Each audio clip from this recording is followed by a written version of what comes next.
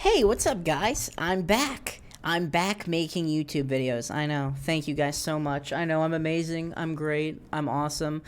I don't want to really make YouTube videos about like YouTube, TikTok drama anymore. I just want to make like little video essays about things that I genuinely care about. So today I've decided to start out with a show that I recently just finished. I actually finished it this morning and I was inspired and I was like, you know what? This is how I want to make my comeback to making YouTube videos, by talking about this show. And as you can tell by the title already, the show is Netflix's Squid Game: The Challenge. Now, this has been long awaited. Netflix announced it like 2 years ago, and they've been casting. They said that they were casting internationally. That was a big fat lie. Every single person on the show is either from the UK, the US, or Canada. I get it. They don't want to deal with the language barrier. They want everybody to speak English. But I was thinking to myself while watching the show, how funny would this be if they actually casted internationally, and that like you had like your clique of Hindi people and your clique of people who speak Mandarin and your people who speak Spanish. Let's make it truly international. You know, this game crossed international borders, the original Squid Game.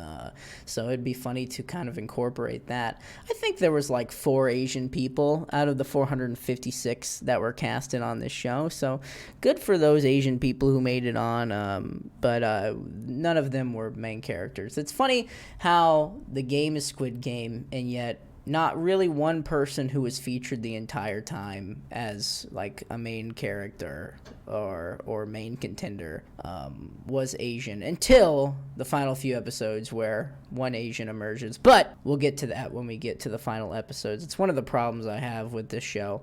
This show is sitting on like 45% on Rotten Tomatoes and like 4 stars out of 10 stars on IMDb. It's not well liked, but it is trending on Netflix, so obviously they're getting viewership, and they've just renewed for another season, so we're going to have to watch this crap again. I don't know what the heck they're going to do with it in the second season. I don't even know what the second season of the actual show Squid Game is going to be like either, but I will watch it no matter what, because I love reality TV. My favorite reality TV show, as most of you guys know, is Survivor. You can see behind me I have a bunch of Survivor buffs, and I want to bring this up because I love strategy. Strategy is my favorite part of reality TV. Like, that's why I love Big Brother. I love Survivor. I like watching The Circle, which is a Netflix show. It was good for a couple seasons there. Any game where there's strategy and reality TV, I am there, and I am the biggest fan of Survivor you will ever meet. That's why I wanted to watch Squid Game, because there can absolutely be strategy on Squid Game. However, I didn't really see any strategy, so I was personally disappointed by it. I also want to preface this video by saying I do know player 301, Trey, who was in this season, personally, because we played an online Survivor game. So I do know about him. So if you're watching this video and being like, well, gosh, Gideon sure is talking about player 301 a lot, it's because I know the guy and I like the guy a lot. So obviously I'm going to be a little biased. It's hard to talk about Squid Game without thinking about some of the controversies that have come along with this show, one of which is that they're being sued by their own cast members because of unfair conditions. They're claiming that they had to deal with cold and gross living conditions. In my opinion, I don't really care. You know, me being a big fan of Survivor, in that show, you're thrown into the Fijian Islands with nothing but a pot and a machete, and you have to live on your own for a month. You know, I'm sure that Netflix's waivers covered any damages that might have happened to players, so I'm sure that lawsuit has no grounds and that players are just, you know, salty about losing, because I'm sure Netflix isn't being sued by anybody that made it far and got famous from the show. That's for sure. However, in interviews, things have come out. I will reference some of these player interviews throughout the video. You guys can go watch it if you want to, but I'm trying to be a reliable source, but if I get anything wrong throughout this video, correct me in the comments. I'm sorry. I'm not perfect. I'm just almost perfect and very handsome. Let's just get into it and talk about it episode by episode, and at the end we'll have a little retrospective and we'll talk about whether the show was good or not and whether we're excited for a second season. So, without further ado, let's start with episode 1, Red Light, Green Light.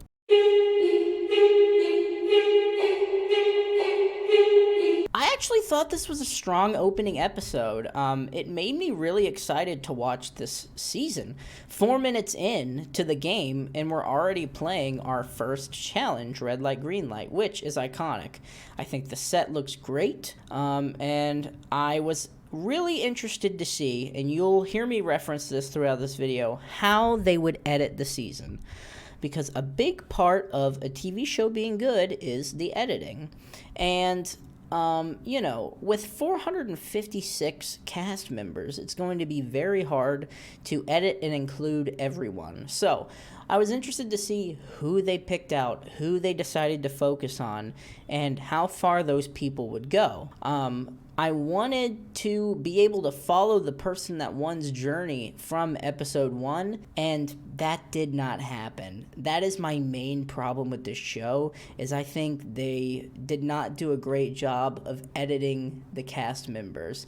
I think they, picked whoever's story was most compelling and focused on them, and that's great. But I would have loved to know the people who were finalists' stories from the beginning so I could have some sort of attachment to them at the end, and that did not happen. In episode 1, Trey, 301, my boy, is heavily focused on.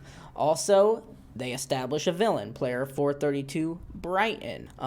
He is heavily focused on in the first half of the season, as well as Trey's mom, 302, Lorenzo, 161, Dash, 141, Steven, 243, Spencer, 299. Those are all players that were heavily edited in the first half of the season. Most of their stories were very compelling, and I had fun watching them on TV. I was just really disappointed that they didn't go very far, because, I liked them, but then I wasn't attached to any of the other players in the latter half of the season.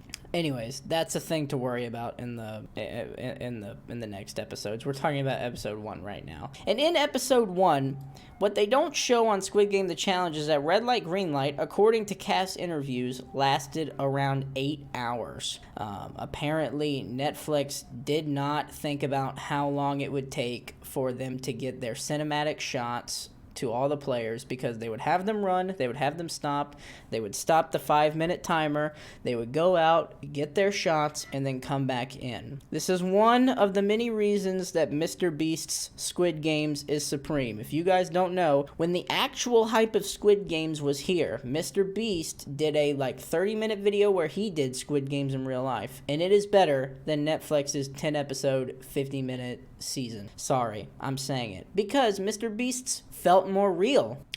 This season, or these games, you can tell are highly edited. You can tell that they're a little fake, and it's reality TV. Shoot, I've been on reality TV. I was on American Idol. I know it's mostly fake, but it would love to feel like the games are actually real. And having Red Light, Green Light be actually 8 hours and we're only made to believe it's 5 minutes is freaking rough, dude. Every single player in their post-game interviews has said that Red Light, Green Light was the hardest game. I 100% believe that. Having to stand still for an hour at a time and then wait for the song must have been absolutely brutal. And if you realize while watching this first game, they're all running with their hands in their pockets. This kind of goes back to their lawsuit. Apparently it was very cold and they were having to stand there for a long time, so players started running with their hands in their pockets. I should have realized watching it then and there and knowing that little detail. I should have known that they were out there for longer than it was being shown. Because a 5-minute game of red light, green light, if they weren't forced to stop, I bet you less than 20 people would have got eliminated. But about half of the field is eliminated in the first challenge, which kind of stays true to the original Squid Game TV show because they're all scared and try to run away because they realize people are actually dying. At the end of the episode, we're showed the dorm. The dorm looks cool. And we're told that these players are going to be faced with different tasks, different chances to eliminate other players, and different chances to give themselves advantages in this game. I like that part. I like that they did that because it kind of sticks to the more chaotic nature of the dorm that showed in the original Squid Game where, you could steal food, you could kill people in their sleep, stuff like that. I like that. I like the chaoticness of that. Like I said, first episode was actually strong for me, and I think it's the best episode of the entire season, and it all goes downhill from here. At the end, we're shown that they're going to do the cookie challenge next. So far, they are staying true to the original Squid Game source material, and to go around the, them already knowing that they're going to have to do the cookie challenge, they force players to unanimously decide who's doing triangle cookie, who's doing circle cookie, who's doing star, and who's doing umbrella. The players have to unanimously agree. So basically, somebody gets screwed and forced to say, yeah, I'm doing umbrella, and then their entire quarter of their team has to do the umbrella task. It lands on player 299 getting forced to do umbrella, and that brings us into episode 2.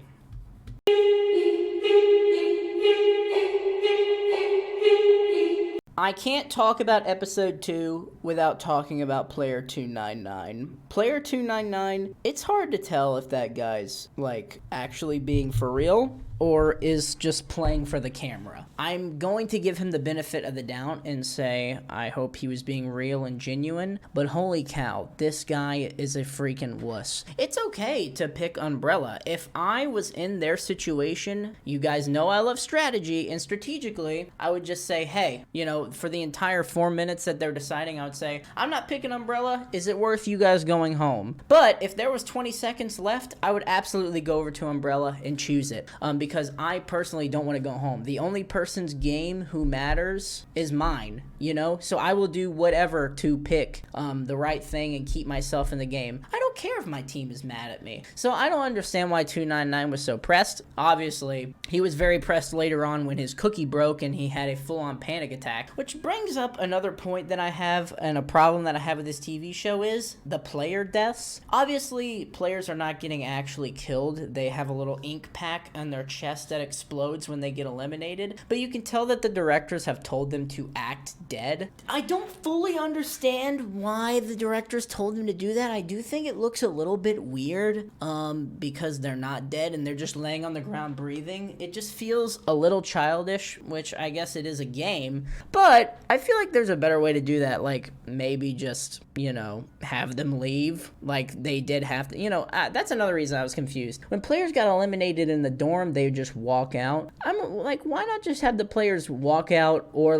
if you want to make it ominous, have them get escorted by the little security guards or whatever. Anyways, nobody too important gets eliminated in episode 2. The players that were in the first elimination challenge, 134 and 101, I believe, get both of their cookies break. So that first elimination that happened when they were peeling carrots didn't even matter. But everybody survives cookie pretty easily. Nobody we're attached to gets eliminated yet. But I think, in my opinion, the episodes are already going downhill because Squid Game managed to make the cookie challenge last I'm not kidding. It lasted 40 minutes, the cookie challenge. So it was just 40 minutes of watching the cookie. It's hard because Squid Game is trying, it's obvious that they were given a 10 episode like deadline. They were told you have to do all this and you have to fill out 10 episodes. And trust me, they're doing it, but it just makes it kind of boring. I think this episode could have been like 30 minutes and it would have been fine. And the episode ends with a dude getting a phone call and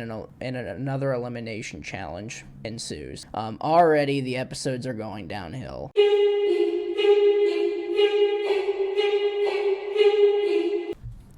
Yeah, episode 3 is where I started to have a problem with the show. I was really looking forward to Tug of War. Like, I really liked Tug of War in the original Squid Games because the exact same thing happens in this reality show, that all of the big, beefy men get together and they try to make a pact because they think that Tug of War is coming, and then Tug of War comes, and the big, beefy men get beat. I would have liked to see that happen again. I think it could have happened. Who knows? It's Tug of War. It's anybody's game. Maybe somebody had some old man strength on the other team. But I do understand going away from Tug of War because maybe Netflix was worried about injuries. Maybe Netflix was worried that it would just mean that all the men won because, you know, men are stronger than women. Sorry, liberals, don't kill me.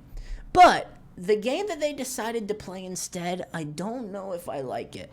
Battleship. Choosing Battleship, which is the start of Netflix's Squid Games just deciding to go with a game of chance, is not something that I liked, because people got eliminated and there was nothing they could really do about it. It seemed unfair, and for the first time of many times in this game, I thought, dang, this sucks. This really wasn't fair. Like, certain players got eliminated that didn't have to be eliminated, like the villain of this season.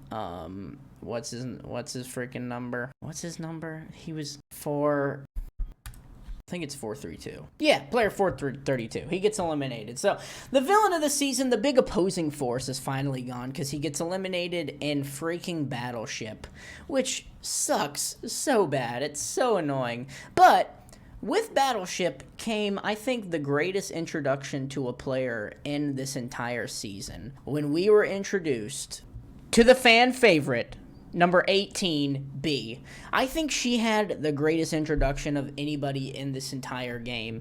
She came out absolutely cold, absolutely obliterated everyone in Battleship, and was such a freaking force. And she has a British accent, which automatically makes me think that you're 10 times smarter than you already are, but this chick is smart.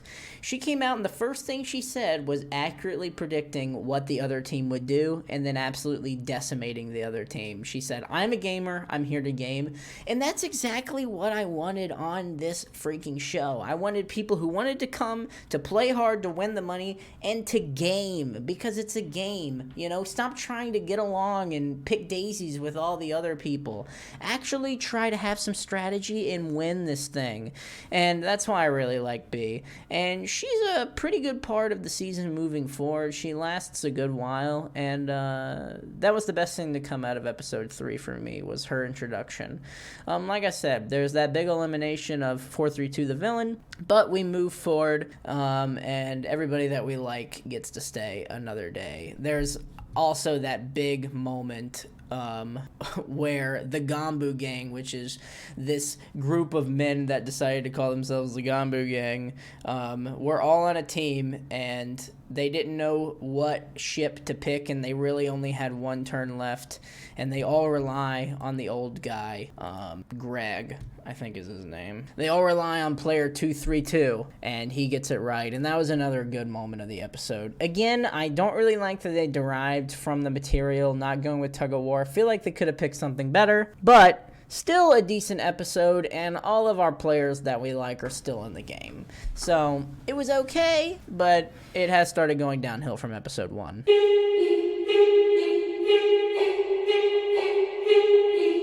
Episode 4 is where things start to go to crap. In the actual show, this is where they vote on going home or staying, and in this episode, they vote on who they would like to leave, which was the only part that I did like about this episode, because you guys know I've referenced this many times. I love Survivor. I love people getting voted out.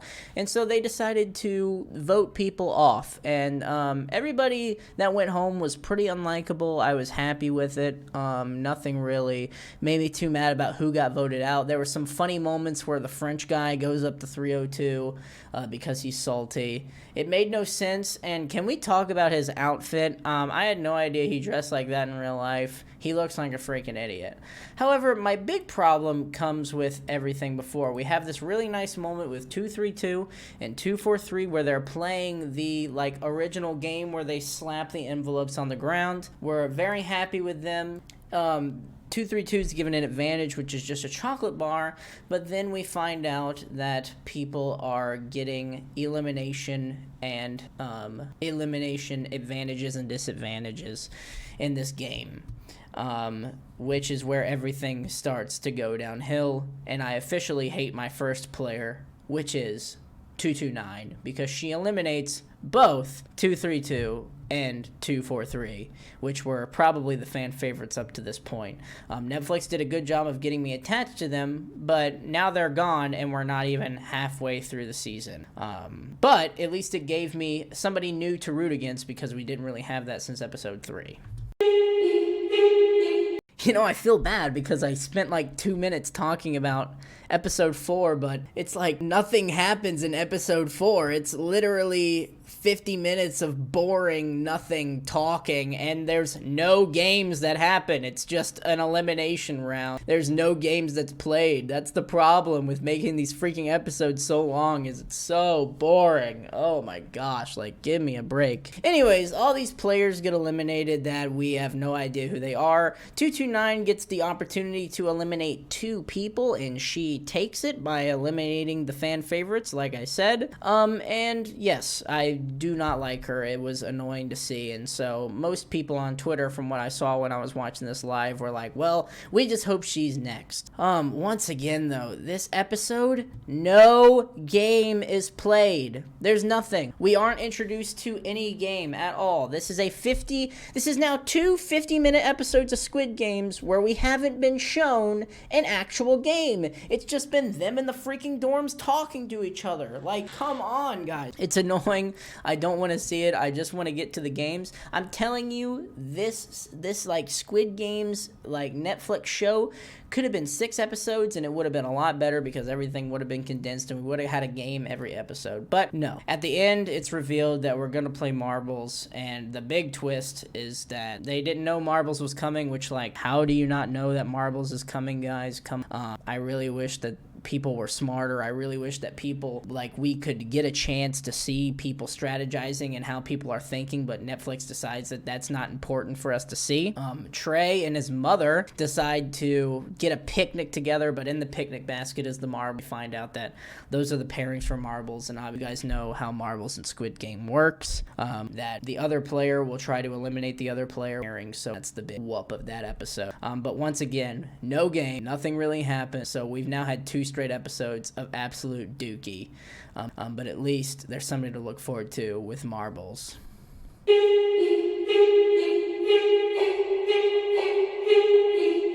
When marbles finally comes around in episode 6, we see some ugly sides of players start to come out. The episode opens with player 393 and some old guy being partners, and it just so happens that 393 is completely deaf and communicates by sign language, but she can read lips and talk. The other guy also brings up that he's deaf as well. He says that you're just trying to get sympathy by being deaf, and that you never approached me and tried to teach me sign language, which brings up a good point that you should try to be friends with everybody, but I don't really understand the angle that the old guy was coming at in this conversation. However, karma arrives and he goes down, and that's that. The deaf person continues on. Player 278 and player 299 are partners, which is funny because those are probably the two most hated people on Squid Game. But 278 is not well known until later episodes. Everybody hates 278 for good reason, by the way, but we'll discuss that in later episodes. Player 299 is hated because she eliminated the old guy and his best friend. She gets eliminated from the game. Trey eliminates his mom, which, in my opinion, no surprise there. The edit was kind of showing that the whole time. And there's this really frustrating moment where two players cannot decide what to play, and they spend 30 minutes bickering, and then nothing happens, and they both get eliminated. A lot of people are frustrated at the guy. Some people are frustrated at the girl. Me, personally, I think it's hilarious that they both got eliminated, and I think neither one of them deserved that prize.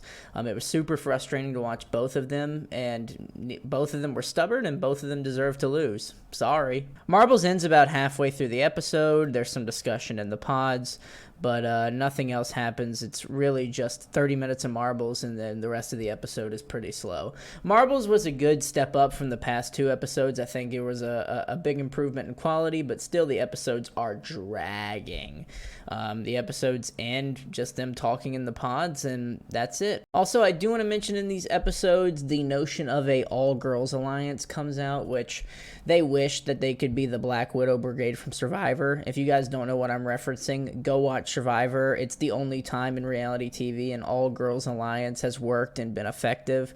And the girls say, well, the guys gang up, even though we're never shown that guys like ganged up against the girls in Squid Game. The girls just feel vulnerable because there's less of them, which, like, fair enough. And hey, if I'm a girl, then I 100% will latch onto that all-girls alliance, because I'll do whatever I can to keep myself in the game. But did I really see the point in all-girls alliance? No. Did it work? No. The people who weren't a part of the girls' alliance is the people who went far in the game, which really says something about their alliance. But it ends with that. Basically, they go in like a line in a chain to see like 11 players get voted out because like each player nominates somebody. So nobody really that interesting gets eliminated, in my opinion. 204 gets eliminated, which is the last member of the Gombu gang, which is sort of sad. But other than that, this is a pretty mild episode.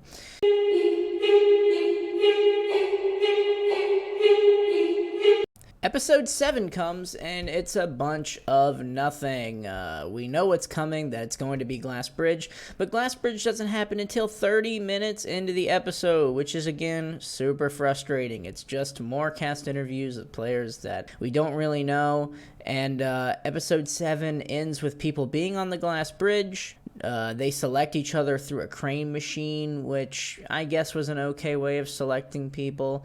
I think there could have been a better way of selecting people, but this is just a really boring episode in my opinion. Nothing too serious happens except for the selection of the order of Glass Bridge, but we don't even see Glass Bridge until the next episode, which tells you how slow Netflix is dragging this stupid game on and on. It ends on a cliffhanger with like what Trey is going to do on Glass Bridge, and that's revealed at the beginning of episode 8, but that's an entire episode later, which is super frustrating. This was a boring episode, and there's really not much to discuss other than the order of Glass Bridge, which literally took them 20 minutes to decide the order. Again, Netflix is dragging this out. Super boring. I'm not really going to discuss it any further.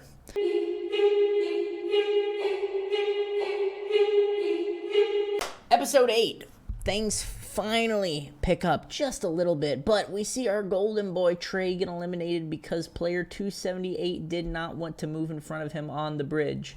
Now, what am I doing if I'm Trey and I'm on the bridge, but everybody has agreed to step in front of people if you've successfully succeeded? Well, I'm not going to do what my boy Trey did and jump 3 times over and over again. Absolutely, I would never do that. I would jump once and I would stay there and I would say, hey, if I go, then everybody gets to go.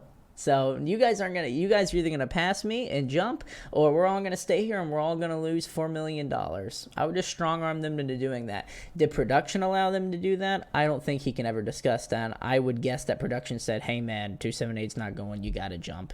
If I was guessing, knowing Trey and knowing reality TV, I would guess that that's what happened. But Glass Bridge comes, again, people get eliminated, and for the first time, we see our finalists start to get in the edit. The alliance of the alliance, I'm going to call him Beard Guy and Long-Haired Guy. That's the final 3 of Squid Game, and that is the first time we ever see them mentioned. I had no idea who the finalists of Squid Game were until episode 8. They are finally given screen time in episode 8, which in my opinion is absolutely vile. The fact that we never heard any interviews, we never heard any insight, we never were given any screen time to the final 3 of Squid Game until the glass bridge in episode 8 is absolutely disgusting, and it should not be edited like that in the new season, because I'm not rooting for anybody anymore. Trey's gone home, everybody I care about has gone home, and now you're asking me to care about more people that you didn't show throughout the previous 7 episodes. I'm not going to do that. However, because I'm such an amazing investigative journalist, I continue to watch the episodes even though I'm extremely bored, and my girl B is still in, who I mentioned in the Battleships episode. She has still found a way to get through. However, for some reason, Squid Game thought it was a good idea to once again do a stupid game of chance and have players roll dice, and if they roll a 6, then they're out, and 2 people have to get out. B is one of those people. I think it's pretty fitting that B doesn't get taken out on any of the strategy things. It's just rolling dice. She literally rolled dice and lost the game. And that's how episode 8 ends. We're shown we're shown Beard Guy, we're shown Long-Haired Guy, we're showed the inner dynamics of their work. And 278 is now the most hated player because she didn't move for Trey, but everybody has seemingly forgot that now. Apparently everybody is on 278's side except for Mai, which makes me, a viewer, root for Mai, and I think most of America was rooting for Mai too, because she was the only player that was like, hey, 278 is a snake and didn't want to play the game with us, so I'm going to target her. She did target her in the dice game. It didn't work out, but we see that rivalry start to come out. For some reason, everybody else is okay with 278. However, I think she's kind of a trashy person and not a good gamer at all. She's what we call a floater in reality TV, somebody who just tries to float to the end and not make any moves. 278 just stood there like nothing happened on the glass bridge. When she finally did jump, she made somebody go in front of her, even though she wouldn't do it for anybody else. We call that selfish, but hey, if I was in her position, I'd let Trey jump too. However, I don't understand why people were mad at Mai going for 278. I would have also gone for 278 because she's just a crappy player and doesn't deserve to be there.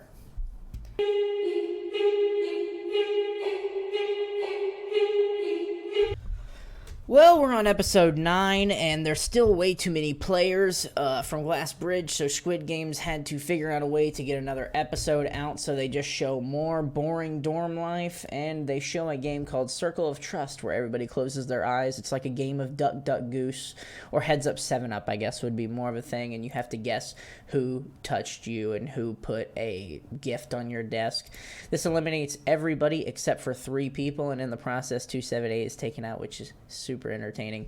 A bunch of other people that we had no idea who they were until an episode ago was taken out, and now we're left with our final 3, who, like I said, would be Beard Guy, Long-Haired Guy, and Mai. This final 3 is not the deserved finalists at all. If everybody had their pick of who the finalists would be, it would probably be Trey, B, and the old guy or his best friend, but that doesn't happen, and we're left with a bunch of people that we were never shown the entire episode, and I'm not really drawn to any of them, and I don't care who wins, which sucks, because when you watch a reality competition show, you want to root for and against some people. In the final episodes, I was just rooting against 278, so once I saw she was out, I was like, well, at least she doesn't win. That's great. And that's the end of the episode. It's just that game of Circle of Trust. Once again, Netflix drags it out so long. How do they drag out this freaking episode to be so long? It is literally 50 minutes of this stupid Heads Up 7 Up game. Well, it surely can't get any worse than this, right? Like, the final game has to be entertaining, right? Like, they're going to do some big finale, right? Right?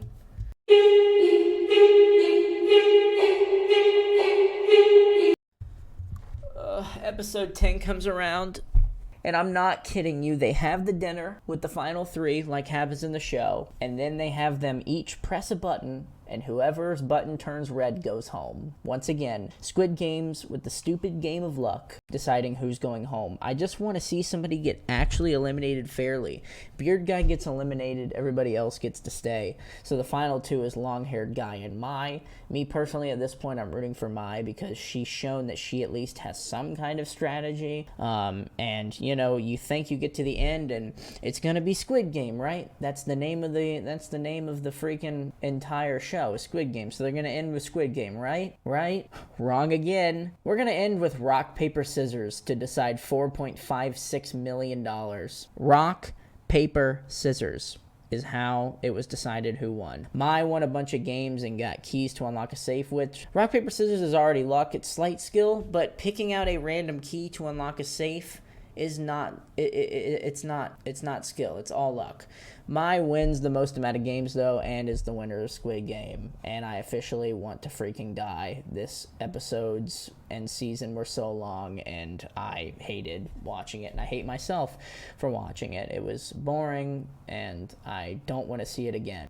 But we're shown at the end of the final episode that there's going to be a season 2. Will I apply? Yeah, probably. So, was Squid Game the challenge good? No. Did Mr. Beast do it better? Yes. Will I watch it again? Honestly, I don't think I will. I really did not enjoy Squid Game the challenge. I thought it started out okay, but then it just really fell off. And I don't think Netflix knows how to edit 456 people into a season. And what's crazy is, when they edit the season, they know who won. Why couldn't you show Mai, the winner of Squid Game, throughout the entire season so we have some sort of arc? My guess is that she was just really boring, and they tried to get as many stories out in the first parts of the season and then just focused on the boring finalists, because these finalists were boring, man. I would rather watch Chipotle workers make a freaking burrito than watch the finalists of Squid Game play. Also, I have to mention this. The games of chance in the latter part of the season really fricked me up, because I do not like seeing people get taken out just by chance. And this happened in Glass Bridge. This happened in the final with Rock, Paper, Scissors. This happened at the final 3. This sort of happened in the Heads Up 7-Up game. It happened a lot that people were just taken out by chance and not because it was their fault that they lost. I think that if they do another season, that they should have a bunch of games and have people actually lose the freaking games instead of getting taken out by dice rolls and rock, paper, scissors and pressing buttons. I think that that's stupid. I think that that's a crappy way to play the game.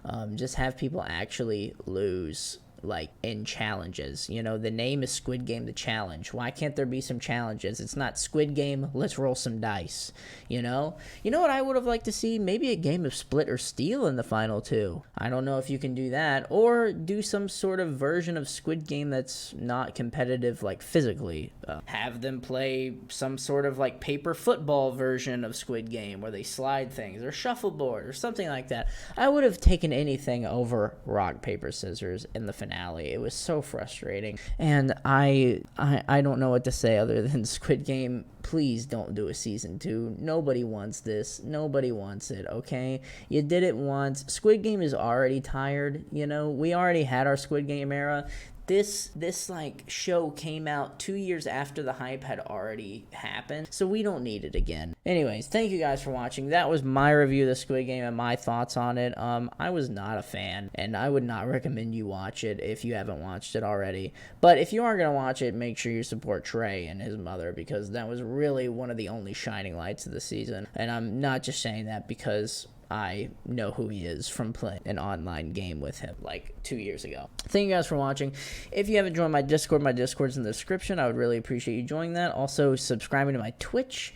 Please do that. It would be great. And follow me on Instagram. It's Gideon_McManus on Instagram. I post there every day. Thank you guys for watching. Make sure you like and subscribe. Tell me what you guys would like me to do a video on next. And yeah, let me know if you guys want to see more of these like video essay reviews, TV reviews, movie reviews, whatever. I'm just kind of posting this as an experiment. If it does well, I might keep doing it. So let me know what you guys think. Thank you for watching, and I'll see you guys later. Peace.